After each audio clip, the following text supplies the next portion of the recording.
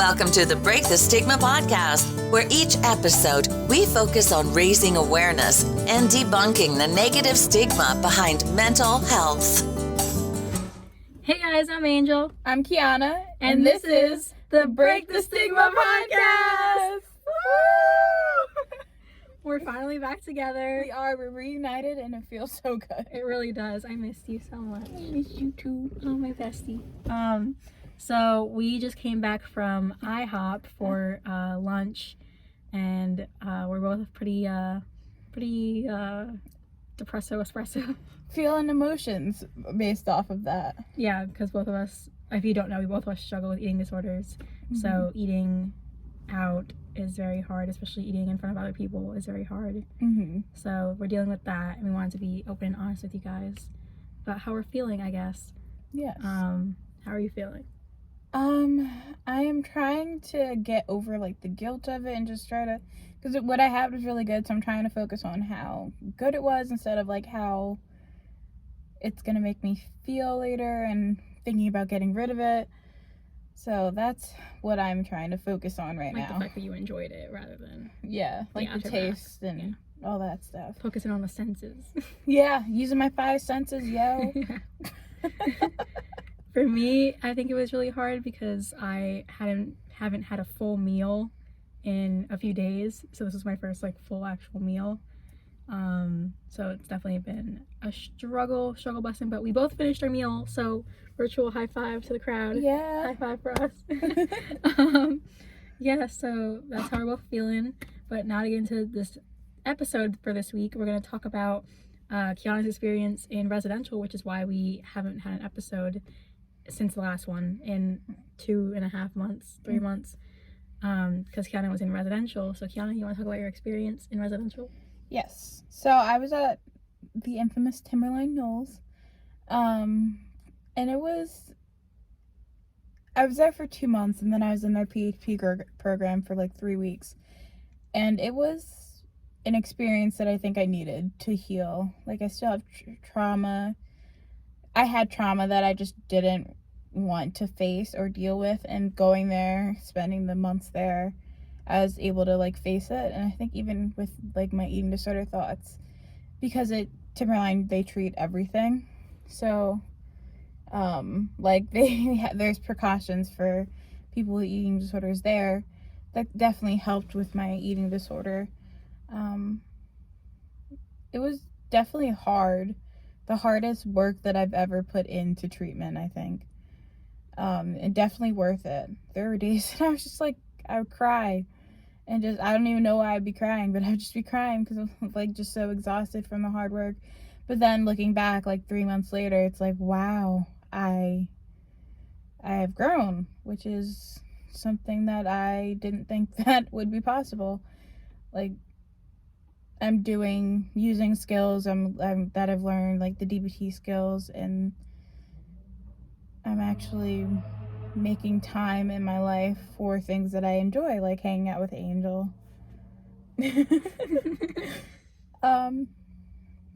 Yeah, I know there were some moments that I was just like, what the fuck is happening? There's a girl there that would like flip tables and chairs and stuff. There's someone that would just like run away all the time from the building, the facility. I don't know where they were going. Just out of there. Yeah. Like they go on like 30-minute walk, not even running, like fast-paced walking, like 30 minutes, 40 minutes walking. So there's a lot of drama there, but there's like 30 women in one building. There's bound to be some tension, but the people that I did meet are definitely the supports that I'll have forever. And you grow close to a lot of the people there. Do you at all like regret your decision to go, or do you think that it was like definitely much needed? Oh, it was definitely much needed. I was drowning. I was not doing well. Yeah, I'm very glad I went. If I didn't go, then I don't know where I would be right now. I don't know where I would be now. Yeah. November. That's what I was gonna say, in November, but yeah. in now seems better. Do you think that this residential was better than the other? Because you've been to quite a few residential homes. So do you think this one was like the better of the group? I think there's like things that I pick and choose from like the residentials that I've been in that I like, but I think like therapy wise and how much I've grown, and I guess just the time length because I was there for a while, that really was what helped me get my life semi straight. Like I'm like talking like it's all sunshine and roses, but being back has been a struggle. I've been back for like a week and a half, but I think I'm better than I have ever been after leaving a treatment. That's really good. I'm really happy to hear that. Oh, stop it. Yeah. I actually was just talking to one of my friends. She was going back because she was rushing to leave because of like work and life and all these things, and now she's going back to finally finish her treatment, and I think that's what you need to do. Take time for yourself and make yourself the priority. Yeah. Be a little selfish. Selfish always has a negative connotation, but hey, sometimes we need to be selfish in our lives to be better. If you're watching this and you think that you do need a higher level of care or more support in your life, definitely go out for it. Don't worry about work, school, any of that. Like, your mental health comes first before any of that, because if your mental health isn't good, then how are you going to be doing good in school or your work life, you know? Yeah. Like what I would say is think about like, am I doing this to the best of my ability right now? Yeah. And if the answer is no, maybe there's something that needs to change. Maybe that's treatment. And it's definitely a scary decision to make. But once making it, there should be some ease and tension. I think that's how it was for me when I was making the decision to go to residential. I felt like the weight was lifted just like slightly, like, okay, there's hope for me. And that's what I would like for you guys, just to have hope, because hope is so hard to find these days, but finding it and maybe life can be different is important. Yeah, I know whenever I went to res, I was definitely scared of like leaving my home life and like not being able to work, or I was lucky because it was during winter break, so I didn't have to worry about school. But during the end, it was like I missed the first like few days of the new semester. But honestly, like if I could go back and tell myself one thing, it would be to like not even worry about that and just do it for you, do it for no one else but you. Like I said, your mental health is the most important in this world, and if you can't like focus on that, then what can you do? I swear, we have such good advice. We need to take it. Yeah, I agree. Like, just talking to the camera, it's like all coming out, and I'm like, well, damn, I should tell myself this. I know, like, the thing about hope is I can go from like no hope to like slight hope to a lot of hope within an hour, but it's hard to, when you're feeling like there's no hope or hopeless spots, it's hard to find something. Yeah, definitely. And I don't, and my brain doesn't automatically go to like, oh, okay, you felt like this before and you get better. It's like, oh, I felt like this before and I'm gonna feel like this forever. So then the hopelessness comes in. But I need to take my own advice. There's hope. Damn it. Yeah. I've honestly, like, if I'm being like vulnerable and honest right now, I've felt really hopeless the last few months, because I've been having like this weird struggle with like, do I really want to be a therapist when I'm out of school? Because I feel like my mental health is so shitty that like, how am I supposed to help other people? So I've been having this like crisis within my mind of like, I don't know what I want to do when I get out of here, or if I'm even on the right path of like psychology being my major. Like, I had a thought about changing my major for some reason, because I don't want to do anyone a disservice if I'm struggling myself and I can't help them, you know? So like, I had this like mental crisis, but I fixed it. It's all good. I still want to be a therapist now. Okay, good. But I was having like a moment of like, wow, like I don't deserve to be a therapist because I won't be a good one, type of deal. But now I have hope for myself, for the future, and just for everything around me, that like I will be a great therapist and I will make people's lives better, like change for the better. So yeah, that's my story. That's crazy that like our thoughts can bring out all the negatives without any, consideration of the positives. Like maybe like the thought of like, okay, I have shitty mental health. Maybe I can understand someone who has shitty mental health better. Yeah, I did not think about that at all. Yeah. That's how my brain works too. It always discounts the negatives. Like I have this thing too about me being a social worker. Like what if I am not capable of being a social worker because of my depression? Like my depression could help me fight for like the kids and like struggle in hard situations. Yeah, like we like people I feel like that have mental health issues. Well, I don't want to say issues, but have mental health struggles. I feel like they tend to understand the people they're helping a lot better. My therapist told me one time that she wouldn't trust a therapist that didn't go to a therapist themselves, and I couldn't agree more because honestly, like I feel like everyone just needs a therapist in their life, whether you have depression or a mental health struggle or not. Everyone could just benefit from therapy. Mm-hmm. But I feel like having a therapist is like a must, because especially with all the stuff that like you have to listen to with your clients, like that must be so hard. Because sometimes I feel bad for my therapist. I'm like, I'm literally trauma dumping on you. Like, how do you take this home and just like be fine with it? So I would definitely need a therapist whenever I'm a therapist. Yeah. But yeah.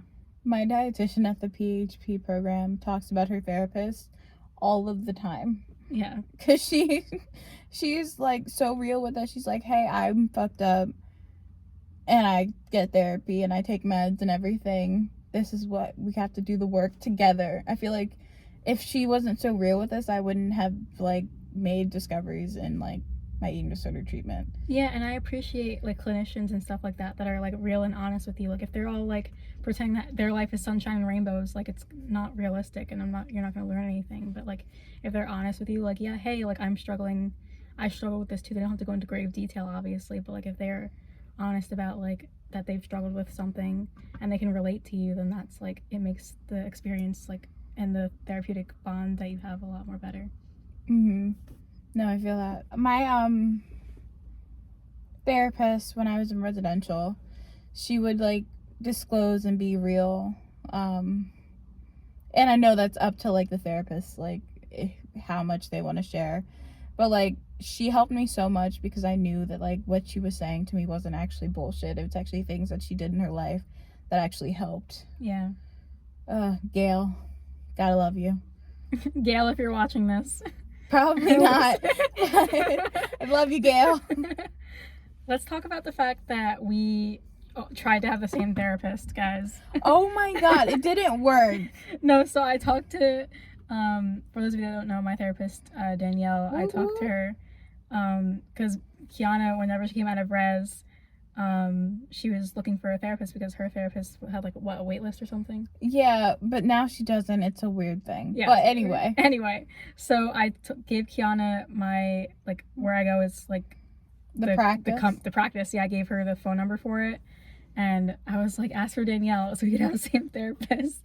And so she asked for Danielle, but then I had a session with Danielle, I think like 2 days later, and I was like, yeah, Kianah's trying to get you as a therapist, and Danielle was like, I'm sorry, that won't work out because it's like a conflict of interest or something, because like she was saying that like if you were to say something about me but like I didn't tell her, that it would be like weird. Oh my gosh.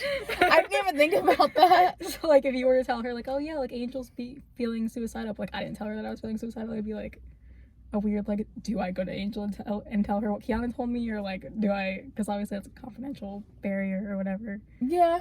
So yeah, she was saying that that's the reason why we can't have the same therapist. I know, but luckily the therapist that I did get from the practice that she goes to seems super nice. That's good. Do you know her name? Claire. Okay. Yeah. Shout out to Claire and Shout Danielle. out to Claire and Danielle. Does Danielle watch this? Yes, she does. I told her that we came back with the episode we did the last time with Ray, and she was like, oh, I have to catch up. So yeah, hey guys. Shout out to all the therapists out there that are listening. Shout out to my aunt, who's also a therapist. Yes, thank you for doing all the amazing work that you do. Yes, thank you very, very much. We appreciate you guys so much, social workers, therapists, everyone out there. Yes, thank you for leading the way for young wanting therapists like ourselves who want to be what you guys do. Yeah, because there's definitely, I don't know if it's the same for you, but like people in my life who have inspired me to do what I want to do for a living. For a living. No, honestly, like it really takes a good therapist to be like the motive, like, because I've had 13 therapists. I lost count. I'm glad you counted. No, I counted all of them because they all had their own stories, and a lot of them traumatized me. But it honestly, like, I've had some really fucking great therapists that have literally been the reason that I wanted to pursue the field like as much as I do today. And I've had some really shitty therapists that have also been the reason that I want to go into the field to make sure I don't make the same mistakes that they do. So definitely, like, a good therapist is like everything, because it like really shapes you into who you are. Like, honestly, my therapist, I feel like, raised me, because I've been in therapy since I was 14. So I feel like therapy has like raised me in a sense to be like who I am today. Yeah, like I feel like with the things that I've learned in therapy since being in therapy I think I was like 13, 14 too. There's things that make me more mature, make me think differently, as opposed to someone who hasn't been in therapy and doesn't have those tools or knowledge of like their emotions or other people's emotions. So I can understand that, like, growing up with this little bit of extra knowledge because you're fucked up.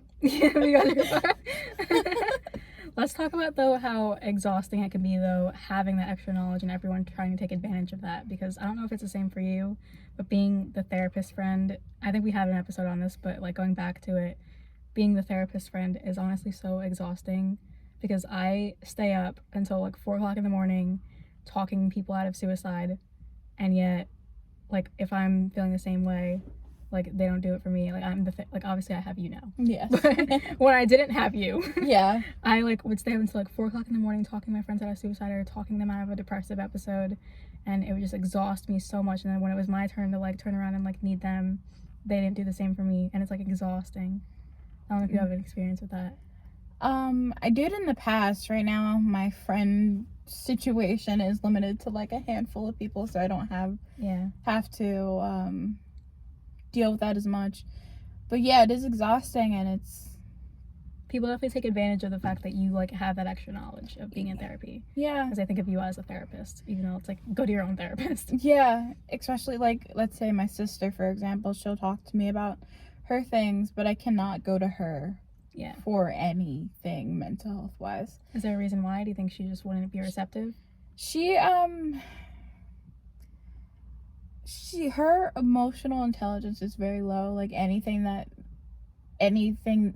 of my emotions that might be perceived as scary, she doesn't want to hear.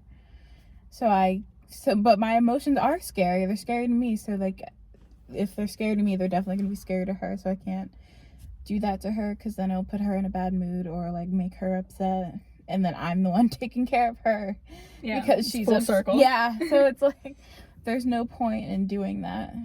Is it ever like, do you ever find it like upsetting that you can't talk to your sister about anything, or is it like? Yeah, it's upsetting, and then sometimes, especially when I'm in like a bad, resentful mood, it makes me mad because I'm sitting here listening to her talk about the same problem she's been talking about for years. Yeah. And I can't say anything. Yeah. Which is, of course, she doesn't watch this, so she won't get her feelings hurt. But it's not her fault all the way, but sometimes some things it's like you can't talk about the same things and not do anything. That's the definition of insanity. Yeah. But yeah, I know that like everyone copes with things differently. That's how I'm trying to approach those situations when people are trying to like talk to me about their problems.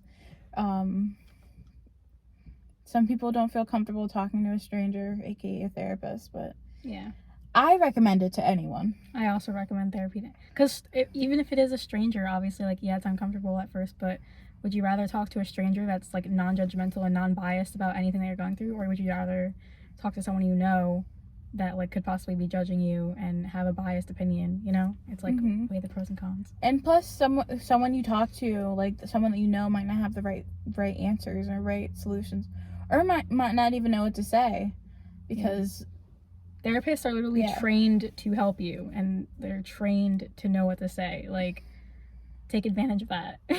Yeah, definitely go to therapy. I recommend. 10 out of 10. But with you being the therapy friend, have you been able to set boundaries? No, see, that's the thing. So it's like kind of my fault, because I don't know how to set boundaries, like, ever. And I should probably work on that. In therapy. In therapy.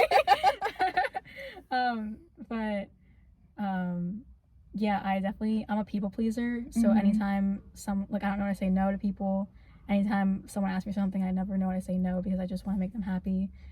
Or like, if someone asks me for advice or anything, like, even if I'm having a bad day, like, I won't say like, hey, no, like, I'm kind of in my own head right now, I can't really help you. That never comes to my mind. It's always like, oh yeah, let me drop everything so I can help you, even though I'm in the shittiest mood ever right now. Yeah. Even though I'm mentally ill, I have to help you. Or not mentally ill. I never liked that. Mentally ill. I mean, I am mentally ill. Yeah. Mentally fucked up. I like that one better. You like being fucked up?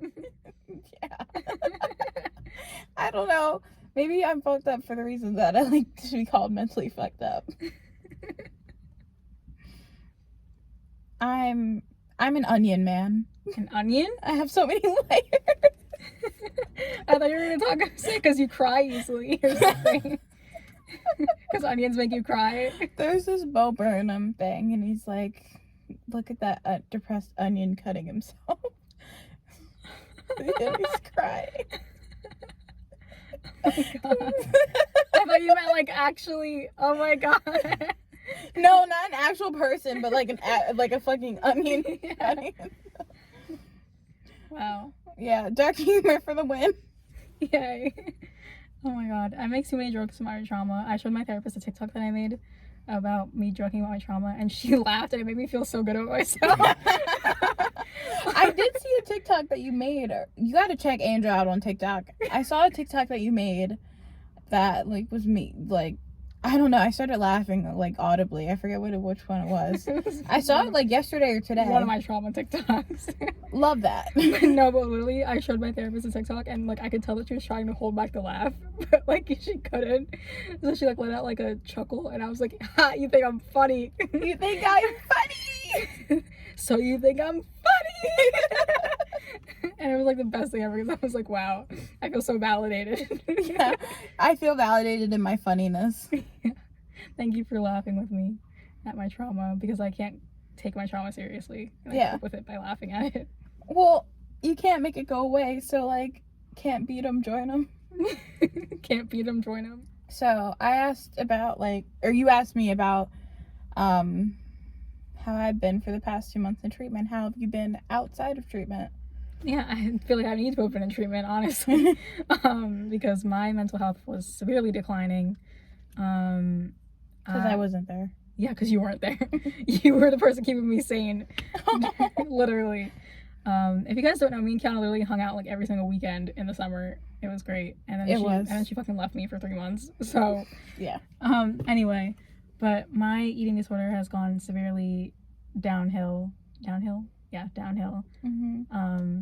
I went like a few days without eating here and there. Or like I started getting rid of my food in ways that I wasn't doing before. I'm not going to go into grave detail because that's triggering. What else with my eating disorder? I just, like, my body image issues have been really, like, bad, I guess is the word. Like, I look in the mirror and I just, like, hate what I see in the mirror. Like, I feel like it's not me. Like, it's like an out-of-body experience. I don't know how to explain it. But, like, you know when you're looking in the mirror and you feel like you're watching yourself, looking at yourself in the mirror? Mm-hmm. So it's, like, an out-of-body experience where I'm, like, watching myself slowly decline and like hate myself. There's a TikTok audio where it's like, all I ever wanted was for you to not hate me, and like I feel like that's literally what I want to say to my brain, to my body, I guess, because I hate my body so much and I hate my appearance so much to the point where it like affects my daily life. Mm-hmm. Like I put on this outfit this morning and I was like, I literally hate myself. Like like, I had changed my outfit, like, 4 times before I was like, this is sufficient enough to go out of the house. Like, I was wearing jeans at first, and I was like, wow, I hate my fucking body. Then I put on a, like, tighter fitting shirt. I was like, wow, I hate my body. Mm-hmm. And then I just settled on this. But yeah, it's been tough because hating yourself to the point where it's like you want to hurt yourself is the hardest feeling that like anyone can ever go through, and I can't even explain it. Mm-hmm. But I mean, you know it, obviously. Yeah. Well, I bought this hoodie because I was wearing a crop top and I got extremely uncomfortable. Oh, I thought it was because you were cold. That was a lie. No. Yeah. So I can definitely relate to that. Yeah. It's one of the worst experiences because you're supposed to like yourself. Yeah. You know, if there's a saying like, if you don't love yourself, who's gonna love you? That's like, everyone knows that saying. I don't really agree with it, but anyway. Yeah. It's everyone. That's like the gold standard of advice. But I don't like myself, and it's hard.